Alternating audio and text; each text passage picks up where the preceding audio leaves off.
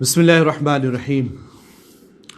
اللہ کے سوا کسی اور کو سجدہ کرنے کا حکم بہت اہم مسئلہ ہے۔ یہ بے شمار لوگ ایسے ہیں کہ جو اپنے مسلمان بھائی کو مشرک کہہ دیتے ہیں، کافر کہہ دیتے ہیں، اس مسئلے کی کم علمی کے سبب۔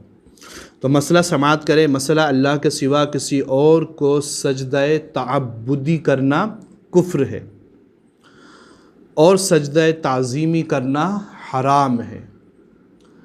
سجدہ تعبدی کیا ہے؟ سجدہ تعبدی کے یہ معنی ہے کہ ہم کسی کو خدا جان کر اس کو سجدہ کریں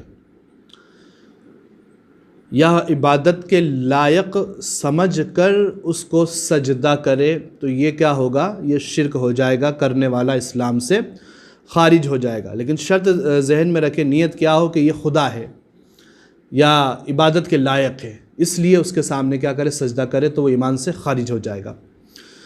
دوسرا، تعظیم کے طور پر کرے، ادب کے طور پر کرے، بڑا سمجھ کر کرے اسے کہ بڑے میرے پیر صاحب ہے یا میرے والدین ہیں یا کوئی بڑا شخص ہے، تو تعظیم کے طور پر کرے تو حرام ہے، سخت گناہ ہے، اس سے بھی کیا کرنا چاہیے؟ بچنا چاہیے، حرام ہے یہ بھی۔ تو سجدہ تعبدی اور سجدہ تعظیمی یہ دونوں کیا ہے؟ سجدہ تعبدی تو کفر ہے، اسلام سے خارج کر دے گا، اور سجدہ تعظیمی کیا ہے؟ حرام ہے، گناہ کبیرہ ہے گا۔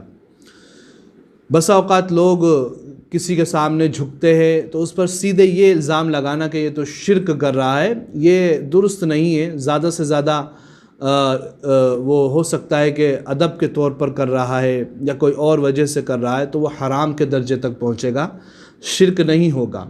اس لیے کہ مسلمان چاہے کتنا ہی جاہل انسان کیوں نہ ہو، اس نے نہ قرآن پڑھا، نہ حدیث پڑھی، نہ ٹھیک سے کلمے جانتا ہو، لیکن وہ یہ ضرور یقین رکھتا ہے کہ ہم صرف عبادت اللہ کی کرتے ہیں، اس کے علاوہ کوئی عبادت کے لائق نہیں ہے۔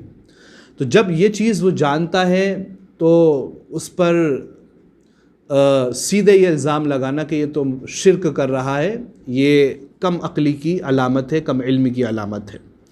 تو اس مسئلے کو ہمیں یاد رکھنا چاہیے، اس لیے کہ کسی مسلمان کو کافر کہہ دینا یہ خود ایک بہت بڑا گناہ ہے، وہ خود ایمان سے خارج ہو جائے گا۔